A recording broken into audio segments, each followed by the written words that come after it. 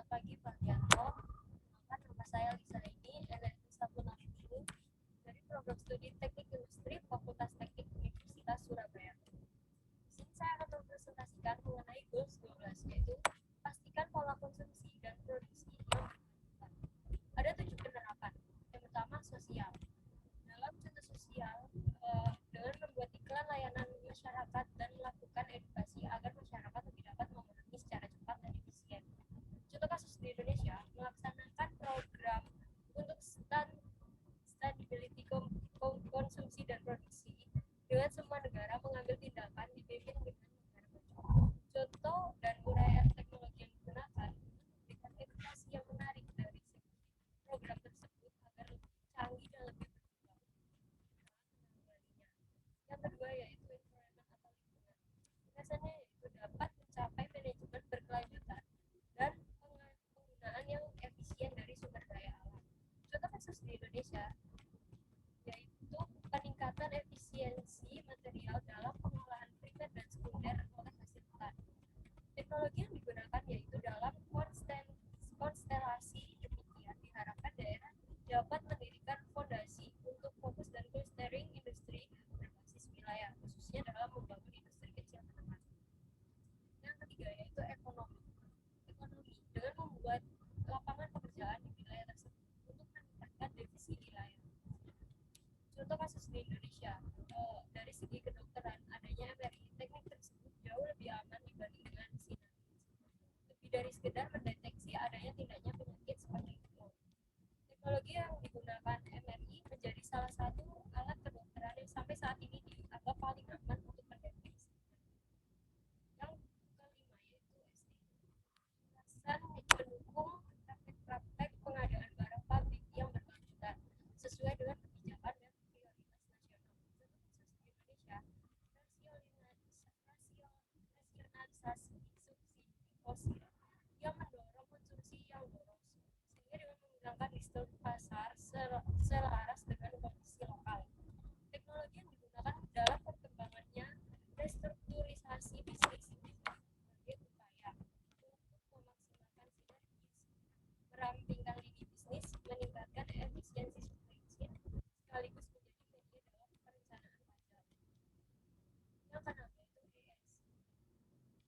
ES adalah lintasan perusahaan, di mana perusahaan industri disarankan untuk menggunakan green supply chain untuk mengurangi limbah dan membuat limbah yang dapat didaur ulang kembali, sehingga hasil dari daur ulang tersebut menghasilkan menjadi sebuah produk yang berguna untuk lingkungan dengan membuka UMKM. Contoh kasus di Indonesia, plastik merupakan bagian dari inovasi pengemasan yang telah mengurangi limbah makanan. Dengan teknologi yang digunakan melakukan 3R, yaitu recycle and reduce. Kemudian dari perusahaan industri tersebut atau UMKM membuat sebuah produk dengan mesin yang canggih selain mesin jahit atau hand blade. Yang keenam yaitu SS dengan lintasan yaitu menambah lapangan kerja untuk meningkatkan kualitas sumber daya manusia di wilayah tersebut.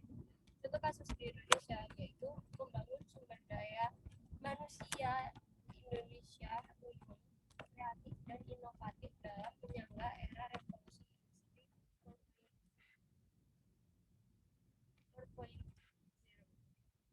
Contoh dan uraian teknologi yang digunakan yaitu ada 5 program untuk membangun SDM unggul, memastikan infrastruktur teknologi informasi dan komunikasi, kemudian industri manufaktur, SDM riset dan skema dukungan anggaran.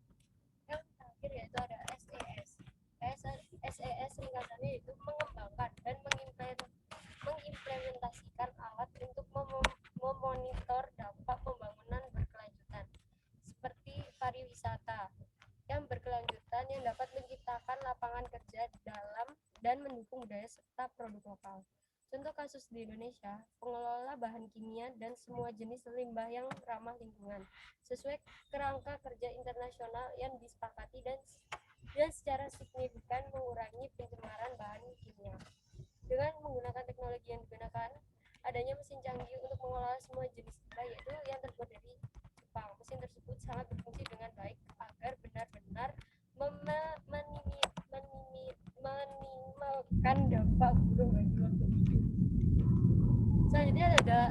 kapan teknologi mengikuti level. Yang pertama yaitu dalam global atau mancanegara. Dengan adanya Grab, platform layanan pemesanan kendaraan terkemuka di Asia Tenggara telah mendorong dampak sosial positif kepada para mitra pengemudi dan penumpangnya di wilayah khususnya Jakarta. Untuk Indonesia, dengan adanya Grab bermula dari aplikasi pemesanan taksi pada 2012 yang kemudian mengembang platform produknya di mana terdapat layanan seperti pemesanan mobil, GrabCar, ojek atau GrabBike dan pesanan makanan GrabFood. Layanan tersebut akan semakin lebih cepat dan efisien untuk masyarakat menggunakannya. Dalam organisasi atau perusahaannya, yaitu dari Grab Indonesia, Rizky Kramadibrata, manajer direkturnya. Yang kedua itu ada global atau mancanegara. Sekian presentasi dari saya. Berikut adalah